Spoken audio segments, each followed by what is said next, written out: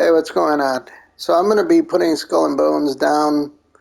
Um, I unfortunately have not gotten to Platinum. Currently, I can't because they still, even on release, have not fixed chat. They didn't fix the death mark either. They simply turned it off. Um, and all the bugs that were an issue during the beta are still an issue. More bugs have been added since the beta. Um, Overall, this game is mediocre. It has a solid foundation, but I don't think it's going to get its time in the sun because Ubisoft is in financial straits and this game is not going to do anything to help them. It's a similar situation to Kingdoms of Alamar, where that developer borrowed money from Rhode Island. Ubisoft borrowed money from Singapore, and they're not going. If they pay it back, they're going to take a financial hit, and a big one, which is going to put them in dire straits. They've had several flops. It's a good thing for Ubisoft that they're cozying up to Sony because it's likely that Sony is going to own Ubisoft sometime in the future. Um, I suggest to Sony to fire the Ubisoft CEO because that guy thinks that making crap up is going to increase sales. Adding A's, uh, just because you spent a lot of money on a game or wasted a lot of money on a game doesn't mean that it gets to be a quadruple A title. That was just stupid. There's no such thing. Way too many people making shit up in the world today. The story was nothing even remotely memorable. Um, I really didn't care. The game mechanics, the boat part of it is solid, but the onshore, as many of you know from the beta, is just essentially backdrop, no real substance to it. Ubisoft had a license to print money back in 2013 with Assassin's Creed Black Flag. The concept was simple. Take Assassin's Creed Black Flag and make a pirate game, a standalone pirate game from that. At no point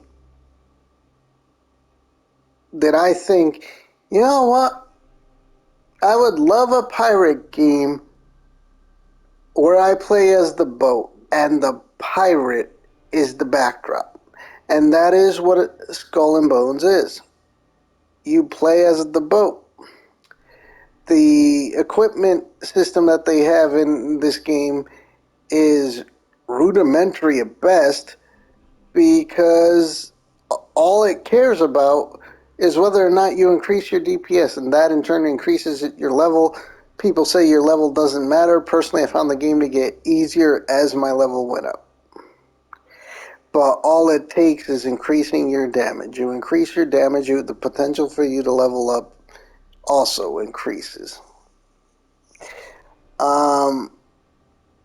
There's currently a bug where OP rogues are one-shotting people, even with bracing. Nobody's doing co-ops because of that, and most of the PvP is even being ignored. The The end game isn't fun. It's a bit of a cat and mouse thing. I personally find it to be annoying. Um, there's like 3 different currencies locked within the end game that are just set up to grind.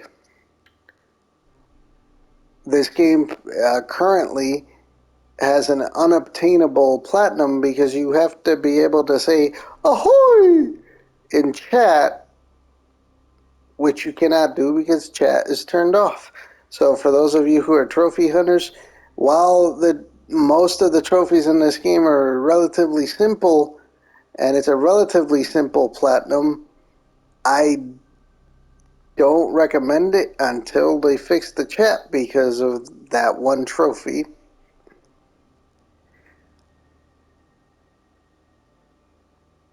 The equipment has the rarities of gray, green, blue, and purple, but they're not really implemented. I have plenty of gear that is stronger than purple gear. Um,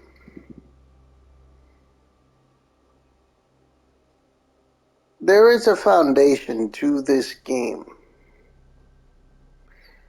but given Ubisoft's financial straits, I don't know that it's going to be given its time in the sun to mature, and therefore I cannot recommend this game.